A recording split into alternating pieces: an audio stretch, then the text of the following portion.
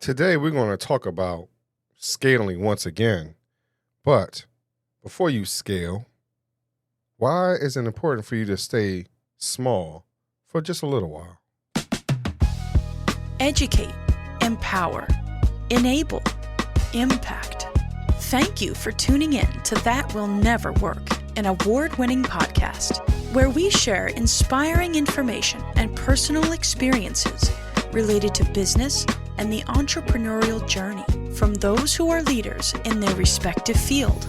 Now, here's your host, author and business coach, Maurice.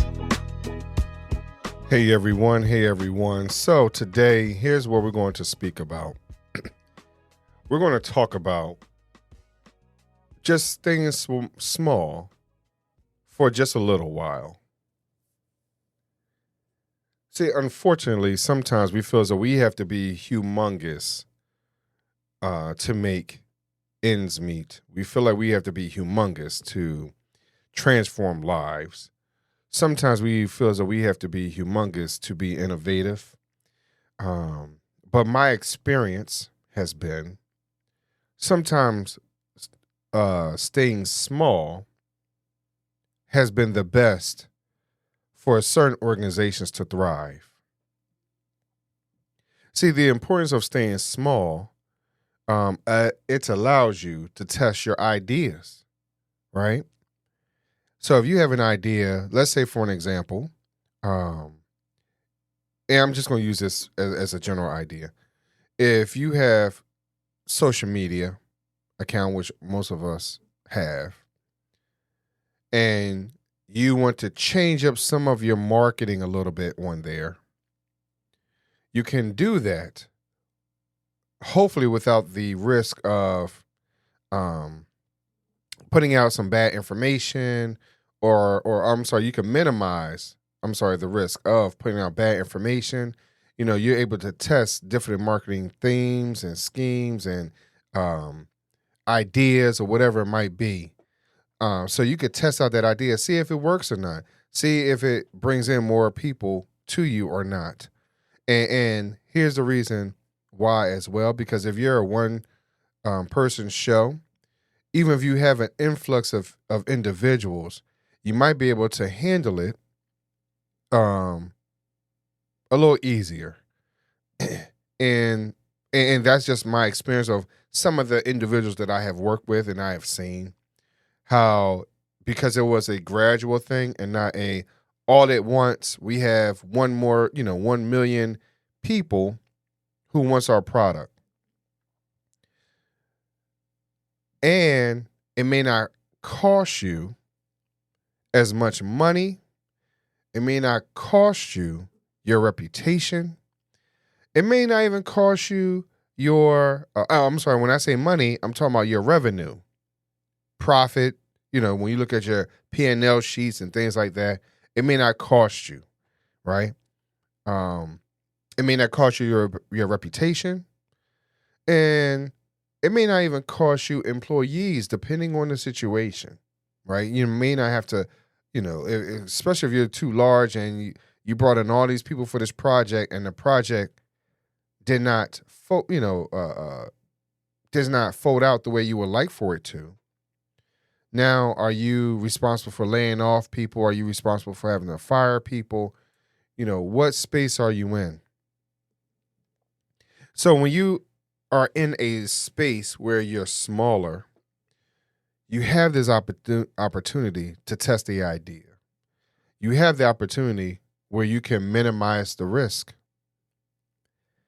Now, I believe that this is probably the best time to do it, where and this is, again, just my own experience, unless you have whole, departments that's all they are there for, period. Because you may not want to disrupt your mode of operation by, if you're a 10-person team and you're allocating 2 people or those 2 resources where they're kind of doing something else. So sometimes you can put more pressure on individuals. And the opportunities of failure and things like that could be greater depending on the situation. Again, these are just some of the situations I've seen and or heard from of. Um, so if you have the option to do it while you're still small, um, and you're able to corral those negative thoughts or feelings and bring people in and say, hey, you did a good job. You did not cost us a whole lot of money. Um, but let's just continue to build upon that momentum, because here is the other part of that as well. Everything is a learning process, and we have to keep that in mind. Sometimes we lose that, right? But as long as we keep in mind that everything is a learning tool, and now we could build upon that tool to make our product even greater. So I encourage you to stay small for a little while longer. Test out your ideas so that way you can minimize the risk. A lot of us are really adverse to risk. And so I encourage you to do that. If you take a look at your, like I said, your P&L statement, and you understand what your true revenue is, are you now able to understand, like, do you really understand what that is and how it can affect your long term, whether it's your quarter, whether it's the annual, whatever it might be? Are you able to really understand the numbers and look long term, even with the idea, as you're planning it out? Are you looking at that P&L and understanding, like, what is the true impact of that? Because ultimately, there's going to be a cost. And if there's a cost financially, that's going to be stress. If it's not a cost financially, it's still going to be stress, but it might not be so much. You'd be like, well, that did not cost me as much money as it could have if we invested XXXX. But here's the opportunity for you to test it out and move forward. I enjoy these moments of speaking with you, because a lot of these conversations, they have risks to them, because you have people that are going to judge you. You have people that's going to ridicule you. But then you also have people that if your small idea works out and you take that risk, might be some people that's going to praise you, that's going to lift you up. So take the time to really dig into that opportunity. You might have gone to sleep and you woke up and the first thing in your brain is a new idea.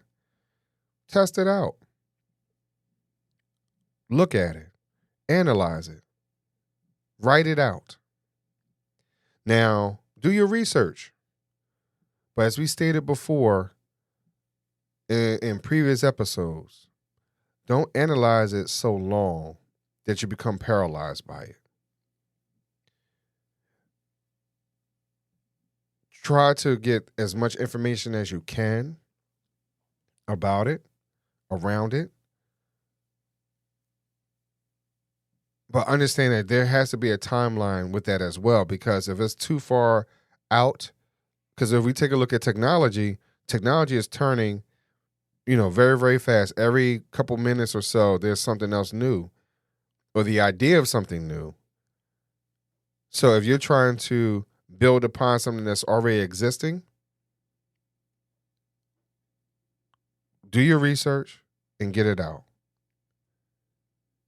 If you are building something brand new, again, do your research and get it out. There's a risk to all of it. So I encourage all of you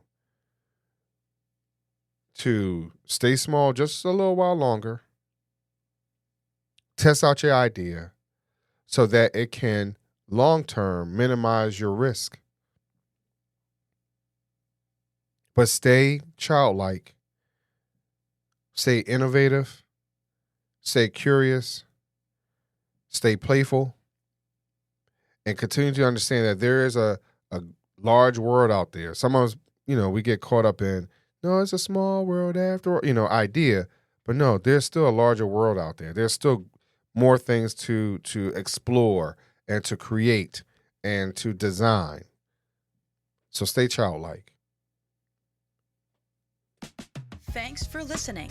Follow Maurice Chisholm on social media to stay connected and check back weekly for new episodes.